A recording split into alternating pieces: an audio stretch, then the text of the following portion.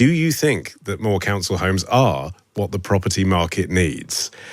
If only we had a property expert to ask, oh, look, we do. Kunle Barker is with me now. Evening. Good evening, how are you? Yeah, good, thanks. What's your reaction to this? More council homes finally on the way, it seems. Fantastic news. I mean, it's what the country needs. This housing crisis has been 4 decades in the making, from the 80s, where the Thatcher government implemented the right to buy, which is fine, except that they didn't replace the housing they were selling off. And at that point, it seemed like the government decided to abdicate their responsibility to providing not just social housing, but affordable housing as well to the nation. And that is something that has continued by successive governments since then. And that is why we're in the problem we're in when it comes to housing. But the problem with right to buy, as you're hinting at there, is that once you've sold the house at a discount, you can't rebuild it with the money that you've got from it. I mean, it seems to me whatever you do to right to buy, that's the intrinsic issue with the policy, isn't it? You're selling it at a discount. So do you think Labour should go further and like Scotland have, just stop right to buy? Necessarily, my issue with right to buy is it's fine as long as you replace the housing. Now, as you've rightly pointed out, if you can't afford to do that, then maybe you should scale back and or stop right to buy until we feel we're in a position where we have, it'd be lovely to think we had a surplus of housing. I can't see that coming in my lifetime. But, that's the way I would look at it. The issue isn't right to buy. The issue is building. We need to build more houses in the places where people want to live, of the quality that people want to live in, and at prices that are affordable. Well, I mean, when you talk about the quality, it's interesting, isn't it? Because what do you think should be in a council home these days? Because that is not part of this policy as it is at the moment. We don't know what they're going to look like, but you'd sort of hope in 2024, 2025, you're talking about council homes that have really good insulation, solar panels built in, EV charging, all of that stuff. Do you trust that will be the case?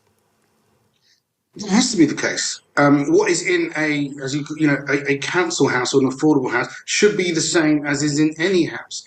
I mean, we should be building homes that are what we term as sort of in the industry as blind tenure, i.e., they are homes that to look at or to walk through, you wouldn't know anything about the people that are living in there. And I mean, I spent sort of 15 years almost working on the government's Decent Homes programme, building, renovating, maintaining homes.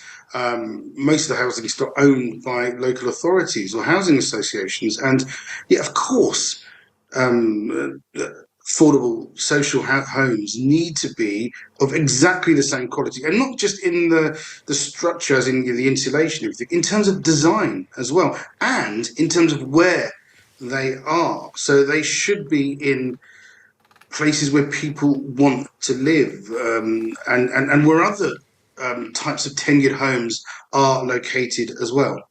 Well, because other people flip that on their head, don't they? They say that actually you need to move people to where they don't want to live. Like, actually, if you're going to take a load of government money, why not encourage people to live in dilapidated seaside towns where there is existing housing stock that you could double glaze, that you could insulate, that you could make nice, and use the money to stimulate the economy that way? Then we wouldn't have to build any new homes on the Greenbelt, etc.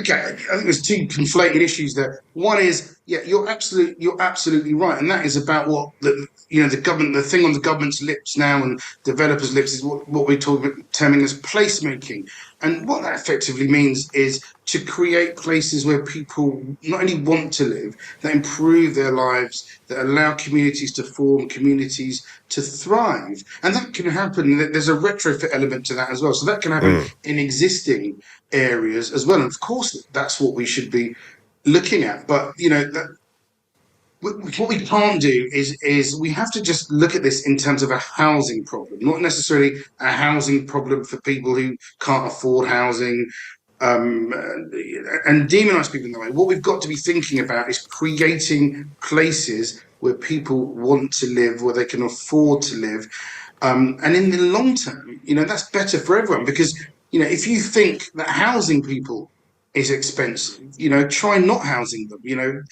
some estimates, the Joseph Rowntree Foundation and other organisations are estimating the cost to the government for poor and non-housing of people is somewhere in the region of 25 to 30 billion pounds every year and rising. All right. Kunle, thank you for that. Really good to chat to you. Kunle Barker there, property expert, writer and broadcaster. Your views, 0333 003 2353.